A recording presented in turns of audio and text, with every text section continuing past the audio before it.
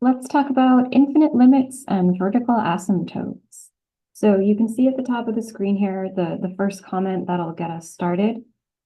So whenever we have the limit of a function as x approaches some number, our first attempt is to always just plug in the number and see if we can compute a y value using continuity. So we know that what might stop us from getting to an answer in that case is division by zero. And if it comes out 0/0, it's likely a hole in the graph, and we'll try to use cancellation to still compute the value of the limit. But if it's some other number over 0, it is a vertical asymptote in the graph. And so this tells us that the limit does not exist. But typically, problems about vertical asymptotes, their directions will say specify infinity or negative infinity whenever possible. So instead of just putting DNE on it and walking away, we actually typically have a little bit more work to do to figure out, is it a true DNE? Is it infinity or is it negative infinity? And we do that using the same method that we were using back in rational functions, just throwing in some relevant test points and using that to help us decide the exact behavior of the vertical asymptote. So I'm going to say test points as our method, and we'll jump right into some examples that you can see below. So the first three examples we'll do are all using the exact same function, x over x minus 5. We have the limit as x approaches 5 from the left, from the right, and then just like the regular plane limit. Right, so let's think about the first one here. We have the limit as x approaches 5 from the left because of that little minus sign. So first thing is just try to plug in 5, see what happens, and we get 5/0. So that tells us number over 0, it's a vertical asymptote. So I need to figure out what flavor of does not exist is happening. And because this is a one-sided limit, I only need one single test point here. I need to pick a number that's very close to 5 on the left side. Very close to 5, just to the left of it on the number line. So I'm going to pick 4.9. We always want to be decimal close here. We don't want to choose a number like 2 or 3 that's technically to the left of 5, but really far away. We need something close enough that it's already going to show what the asymptote is doing. Okay, so I'm going to plug this 4.9 into this formula. So that would be 4.9 over 4.9 minus 5. And while this isn't impossible to compute by hand, technically all I really need to know out of this is not the number exactly itself. It's just if this is going to come out positive or negative. So that 4.9 on top, I'm just going to call it a positive number. And then on the bottom, I have 4.9 minus 5, which is negative 0.1. So I'm going to say a negative. And I know that a positive divided by a negative will come out negative. So this tells me that on the left side of this vertical asymptote at 5, the graph is going down. So this limit, it doesn't exist, but specifically we'll say it equals negative infinity to indicate that the graph is heading down on the left-hand side. The next limit is the exact same function, same place, but now we have the little plus sign.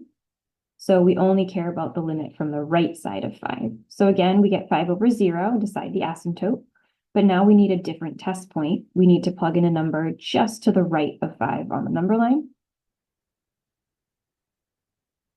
So I'll choose 5.1. Again, we want to pick something that's like decimal close to 5. We don't want to go way out to like 10 or 12 or something. All right, so I'll plug 5.1 into the function x over x minus 5. And again, I'm not going to bother computing the exact number because I don't have a calculator. So I'll just figure out if this is coming out positive or negative. 5.1 is certainly positive. 5.1 minus 5 will be 0.1, so it's positive. And a positive divided by another positive will always come out positive. So this tells me on the right side of this asymptote at 5, the graph is headed up, right? So we have a vertical asymptote. On the left side, it's going down, and on the right side, it's going up. So this limit is positive infinity, meaning it doesn't exist, but it's going up specifically. And because these two are different answers, we have one negative infinity, one positive infinity, that means this regular limit here, this is a true DNE. It can't specifically be one of the other two options. So we do still sometimes get DNE as our answer when the directions say to specify with the infinities. All three of these are options. Okay, let's move on to another example. So here we have the limit as x approaches 0 of x plus 2 over x squared x plus 1. So again, I try to plug in 0, and I'll get a number on top, which is 2 over 0. So that tells me 2 over 0, there's a vertical asymptote here at 0. So I need to do test points to figure out the specific behavior of the asymptote. And this one is not a one-sided limit. This is just a regular limit. So I have to consider both sides of 0. If they both come out positive when I do this, I'll say infinity. If they both come out negative, I'll say negative infinity. And if one's positive, one's negative, it'll be a true DNE, like the example before it. All right, so let's do left side first. Doesn't matter which one's first. I need a number just to the left of 0, let's say negative 0.1. All right, and I'm going to plug that in for x in this formula. This has more going on than the one above it, so I'm going to be extra careful about this computation. So I have negative 0.1 plus 2 over negative 0.1 squared, negative 0.1 plus 1. Okay, so on top, I have negative 0.1 plus 2. That ends up positive. Negative 0.1 is negative, but then when you square it, it ends up positive. And then here, negative 0.1 plus 1 switches back to positive. Positive divided by positive is positive. So the left side of this asymptote is headed upwards.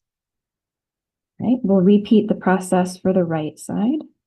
I need a number just to the right of 0. So let's do positive 0.1. So 0.1 plus 2 over 0.1 squared, 0.1 plus 1. All right, and on the top comes out positive. On the bottom, I have 0.1 squared. That'll be positive.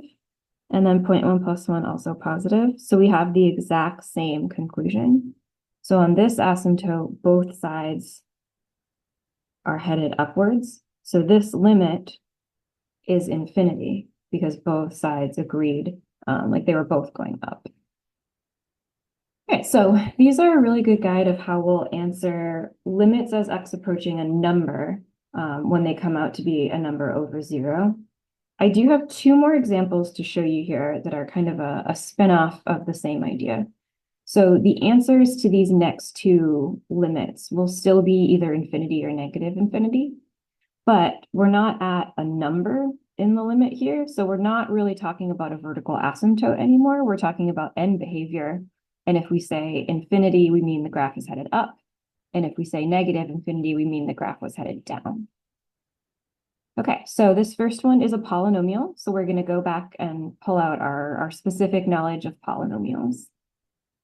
All right, so for end behavior, because I'm looking at x approaching infinity, I'm going to look at the degree and leading coefficient of this polynomial.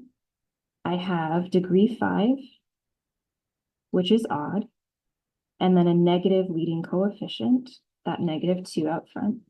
So that tells me the end behavior of this graph is upwards on the left end, downwards on the right end. And specifically, x is approaching positive infinity. So what I care about is the right end of the graph. It's headed downwards. So I'm going to say negative infinity as my answer. Right? The next one is a rational function because it's a polynomial over a polynomial. So when we see x approaching infinity, we think, oh, I'll think about horizontal asymptotes, right? If this has a horizontal asymptote, that number will be my answer. But we have degree 5 over degree 4. Because the degree on top is higher, there's no horizontal asymptote. So this limit doesn't exist, but we may be able to say positive or negative infinity, and in fact, we will be able to. There's more than one way to go about making the decision between the 3 does not exist options. What I recommend is just doing this end behavior analysis of the individual polynomials and then combining them for a final answer. All right, so let's think about that top polynomial first. All right, so this is odd degree, positive leading coefficient. So this guy is going to have this behavior. X is approaching positive infinity. So again, I care about the right end of the graph going to positive infinity. Same analysis for the bottom function. So I have minus 3x to the fourth plus 1. That's an even degree, negative leading coefficient. So this graph heads down on both ends. And again, x is approaching positive infinity, so I care about the right edge of that. That's going down, negative infinity. So when I start plugging in really big numbers for x, I'm getting big positive over big negative. Positive over negative comes out negative. So this graph overall is headed downwards. So my answer here, again, will be negative infinity.